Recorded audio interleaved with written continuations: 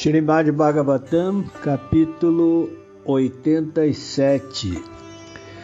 As orações dos Vedas personificados.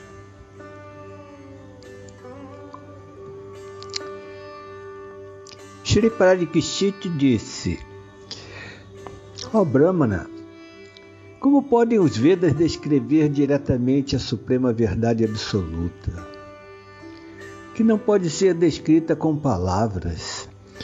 Os Vedas limitam-se a descrever as qualidades da natureza material, mas o Supremo é destituído dessas qualidades, sendo transcendental a todas as manifestações materiais e as suas causas. Shukadeva Goswami respondeu: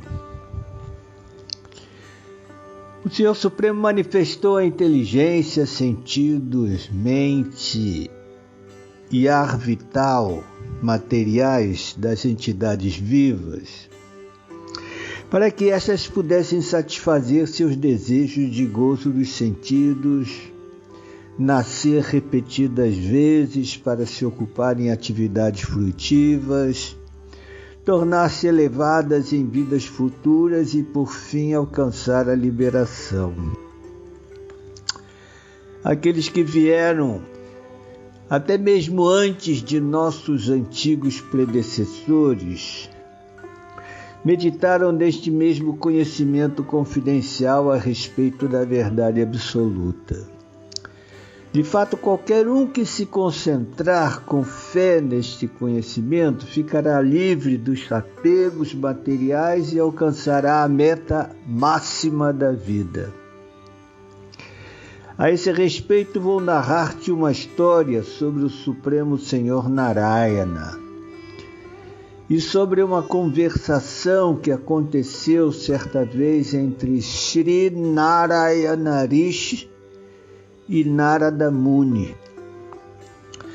Certa vez, viajando entre os vários planetas do universo, Narada, o amado devoto do Senhor, foi visitar o sábio primordial Narayana em seu ashrama.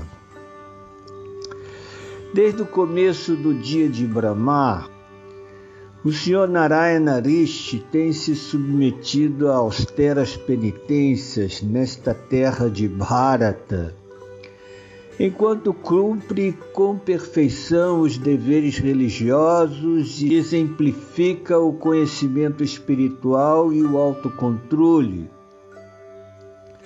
tudo para o benefício dos seres humanos, tanto neste quanto no outro mundo. Lá Narada aproximou-se do Senhor Narayana Rishi, que estava sentado entre os sábios da aldeia de Kalapa.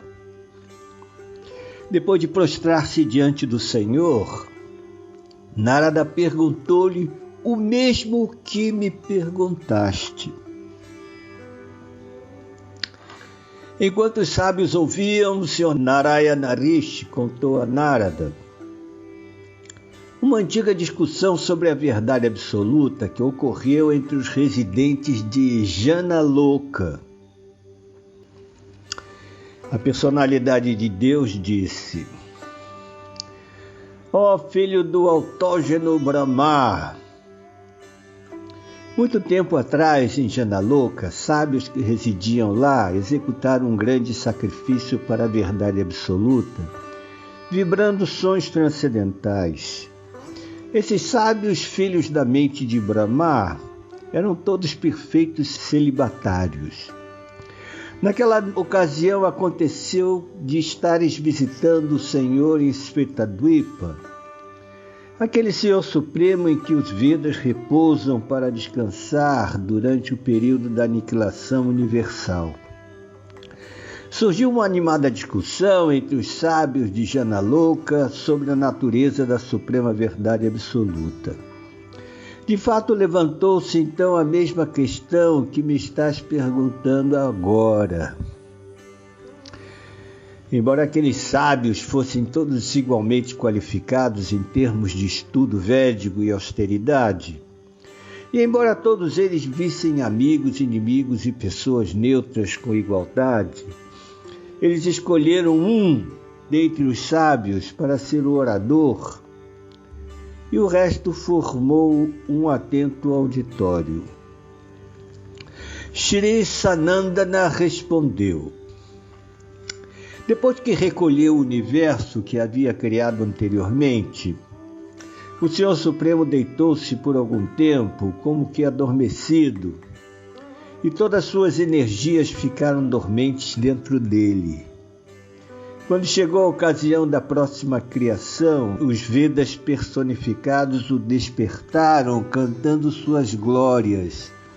Assim como os poetas que servem um rei aproximam-se dele de manhã e o acordam, recitando seus feitos heróicos. Os Shrutis disseram: vitória, vitória a vós, ó invencível! Por vossa própria natureza sois perfeitamente pleno em todas as opulências. Portanto, por favor, derrotai o eterno poder da ilusão, que assume o controle dos modos da natureza para criar dificuldades para as almas condicionadas. Ó vós que despertais todas as energias dos seres corporificados, móveis e inertes, às vezes os Vedas podem reconhecer-vos, enquanto vos divertis com vossas potências material e espiritual. Esse mundo perceptível é idêntico ao Supremo, porque o Brahman Supremo é a base última de toda a existência, permanecendo inalterado enquanto todas as coisas criadas são geradas dele e acabam dissolvidas nele, assim como a argila permanece inalterada pelos produtos feitos dela e de novo imersos nela. Assim é para vós somente que os sábios védicos dirigem todos os seus pensamentos, palavras e atos. Afinal, como poderiam os passos dos homens deixar de tocar a terra sobre a qual eles vivem? Portanto, ó mestre dos três mundos, os sábios livram-se de toda a miséria, mergulhando fundo no nectário oceano dos tópicos que tratam de vós, o qual purifica toda a contaminação do universo. Que se dizer então daqueles que, tendo pela força espiritual livrado suas mentes de maus hábitos e livrado a si mesmo do tempo, são capazes de adorar vossa verdadeira natureza, encontrando nela bem-aventurança ininterrupta? Só quando tornam vossos fiéis seguidores é que aqueles que respiram estão de fato vivos. Do contrário, sua respiração é como a de um fole. É só por vossa misericórdia que os elementos, a começar do Mahatattva e falso ego, criaram esse universo ovoide. Entre as manifestações conhecidas como Annamaya e assim por diante, sois a última delas, que entra nas coberturas materiais juntos com a entidade viva e assume as mesmas formas que esta aceita. Distinto das manifestações materiais grosseiras e sutis, sois a realidade subjacente a todas elas. Dentre os seguidores dos métodos estabelecidos por grandes sábios, aqueles com visão menos refinada adoram o Supremo como presente na região do abdômen, enquanto os Arunis adoram-no como presente no coração, no centro sutil do qual emanam todos os canais prânicos. Dali ao Senhor ilimitado, esses adoradores elevam sua consciência até o topo da cabeça, onde podem perceber-vos diretamente.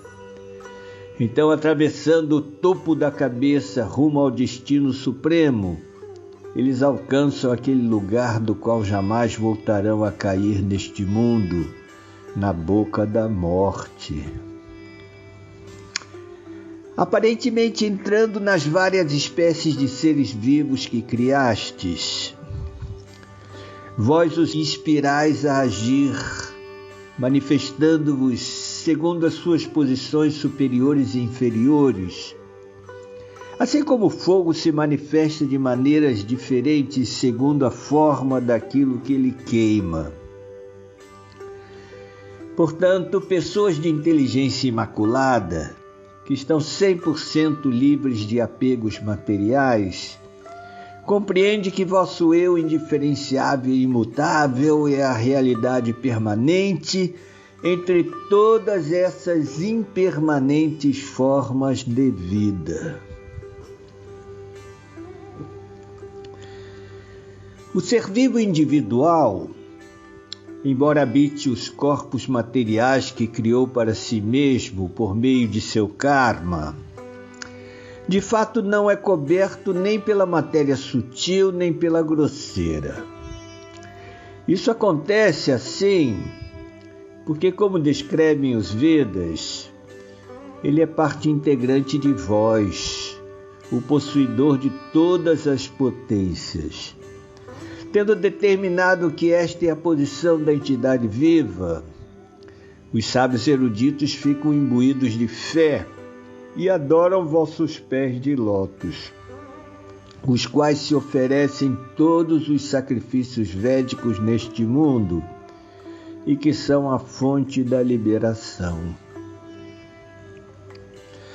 Meu Senhor, algumas almas afortunadas obtiveram alívio da fadiga da vida material, mergulhando no vasto oceano de néctar de vossos passatempos, que encenais quando manifestais vossas formas pessoais para propagar a insondável ciência do eu.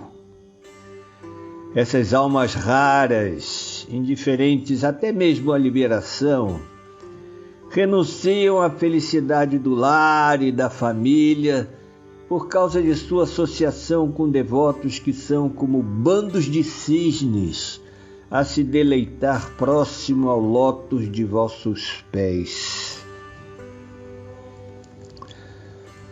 Quando é usado para vosso serviço devocional, este corpo humano age como o próprio eu, amigo e amado da pessoa. Mas, desafortunadamente, embora sempre mostreis misericórdias às almas condicionadas e afetuosamente as ajudeis de todas as maneiras, e embora sejais o verdadeiro eu delas, as pessoas em geral deixam de deleitar-se em vós. Em vez disso, cometem suicídio espiritual ao adorarem a ilusão. Porque persistem em aspirar por sucesso em sua devoção ao irreal, elas continuam a vagar por esse terribilíssimo mundo, assumindo vários corpos degradados. Pelo simples fato de pensar sempre nele, os inimigos do Senhor alcançaram a mesma verdade suprema que os sábios fixos em yoga adoram mediante o controle da respiração, mente e sentidos.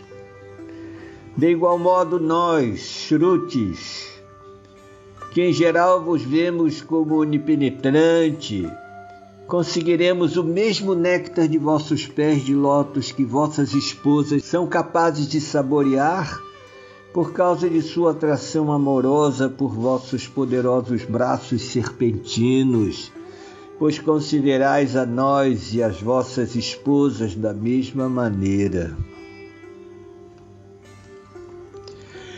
Todos neste mundo nasceram há pouco tempo e logo morrerão.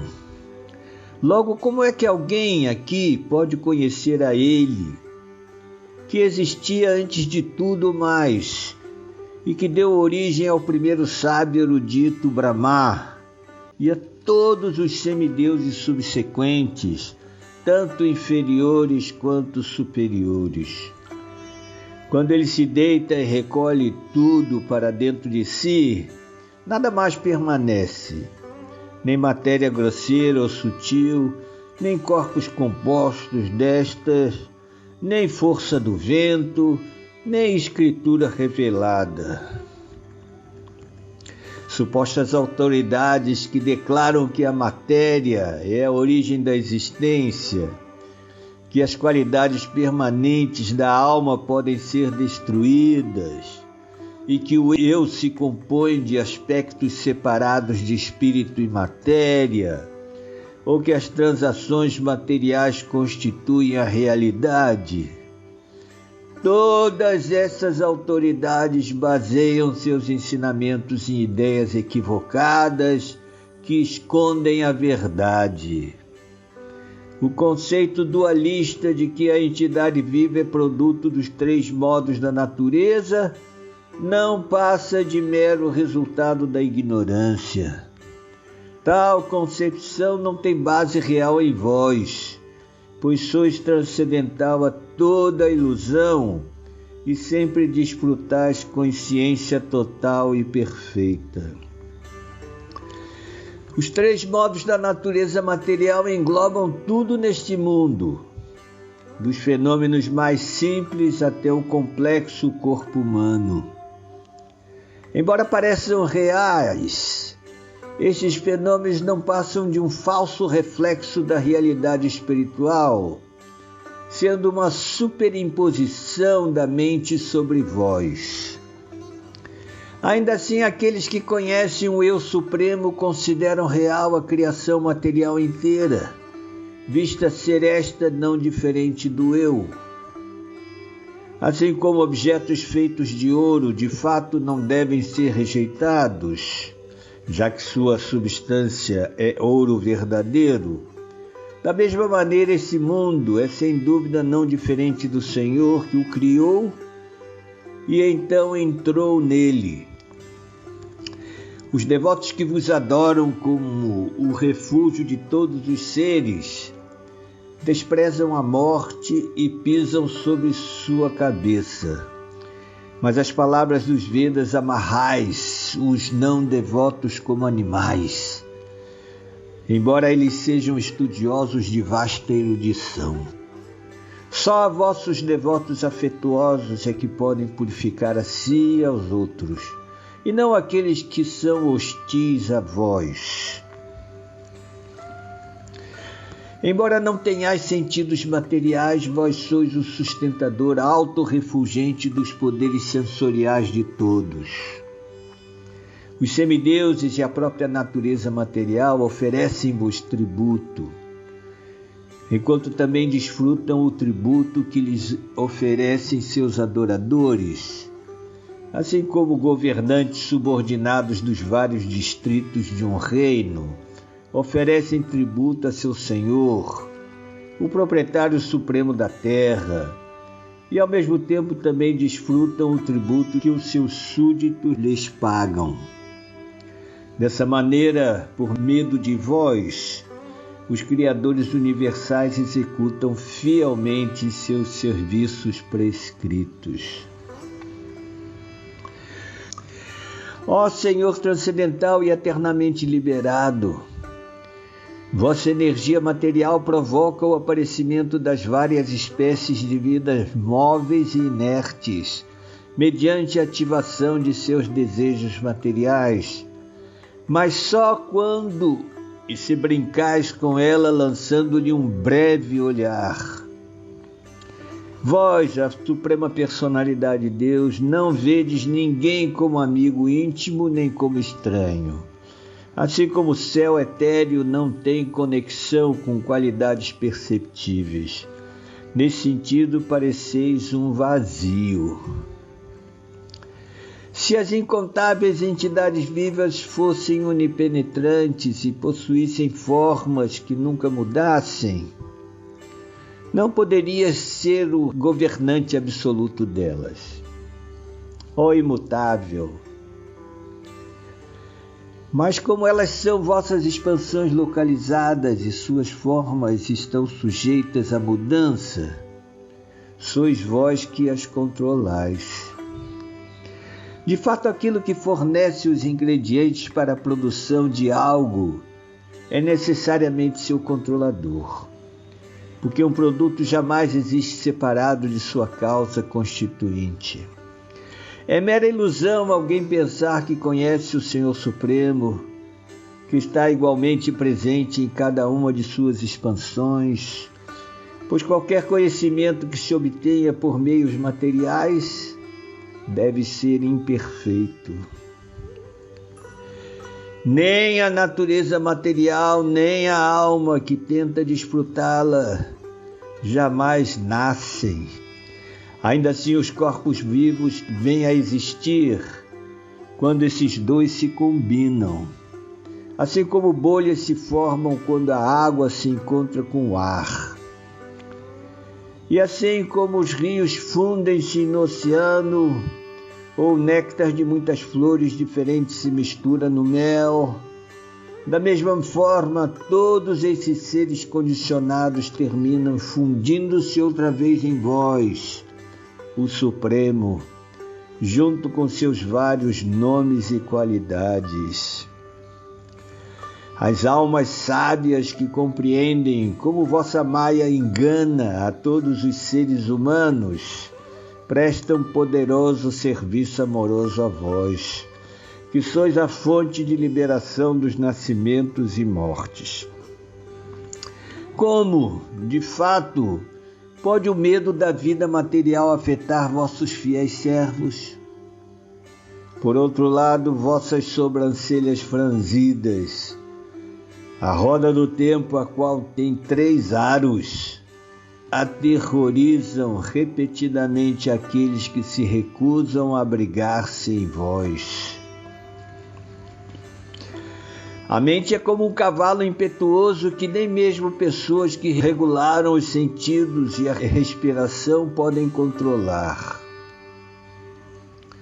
Aqueles neste mundo que tentam domar a mente descontrolada, mas que abandonam os pés de seu mestre espiritual, deparam com centenas de obstáculos em seu cultivo de várias práticas penosas. Ó Senhor não nascido, eles são como mercadores num barco no oceano que não contrataram um timoneiro. Para aqueles que se refugiam em vós, revelai-vos como a super-alma, a personificação de todo o prazer transcendental. De que servem para tais devotos seus servos, filhos, corpos, esposas, dinheiros, casa, terra, boa saúde ou veículos? E para aqueles que não conseguem apreciar a verdade sobre vós e continuam atrás dos prazeres da vida sexual, que poderia haver em todo este mundo um lugar inerentemente condenado à destruição e destituído de significado, que lhes pudesse dar verdadeira felicidade? Os sábios livres de orgulho falso vivem nesta terra, a frequentar os locais sagrados de peregrinação e aqueles lugares onde o Senhor Supremo exibiu seus passatempos. Porque esses devotos conservam vossos pés de lótus em seus corações. A água que lava seus pés destrói todos os pecados. Qualquer um que ao menos uma vez volta sua mente para vós, a sempre bem-aventurada alma de toda existência, não mais se dedica a servir a vida familiar no lar, que simplesmente roubam as boas qualidades de um homem. Pode-se propor que este mundo é permanentemente real porque é gerado da realidade permanente, mas tal argumento está sujeito a uma refutação lógica. Algumas vezes, de fato, a não diferença aparente de uma causa e seu efeito deixa de se confirmar. E outras vezes o produto de algo real é ilusório. Além disso, esse mundo não pode ser permanentemente real, pois ele partilha das naturezas não só da realidade absoluta, mas também da ilusão que encobre aquela realidade. Na verdade, as formas visíveis deste mundo são apenas um arranjo imaginário, ao qual recorre uma sucessão de pessoas ignorantes, a fim de facilitar seus assuntos materiais. Com seus vários sentidos e implicações, as palavras eruditas dos Vedas confundem todas as pessoas cujas mentes foram embrutecidas pelo ouvir dos encantamentos dos rituais sacrificatórios. Visto que este universo não existia antes de sua criação e não existirá mais depois de sua aniquilação, concluímos que nesse interim ele não é mais do que uma manifestação que se imagina ser visível dentro de vós, cujo prazer espiritual jamais muda. Comparamos esse universo à transformação de várias substâncias materiais em diversas formas. Com certeza, aqueles que acreditam que esta invenção da imaginação é substancialmente real são menos inteligentes. A natureza material ilusória incita o diminuto ser vivo a abraçá-la, e como resultado ele assume formas compostas de suas qualidades. Subsequentemente, ele perde todas as suas qualidades espirituais e tem de sujeitar-se a repetidas mortes. Vós, todavia, evitais a energia material da mesma maneira que uma cobra abandona sua pele velha.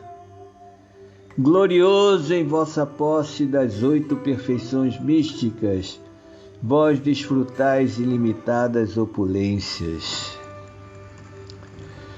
Os membros da ordem renunciada que não conseguem erradicar os últimos vestígios do desejo material de seus corações permanecem impuros, e por isso não permitis que eles vos compreendam.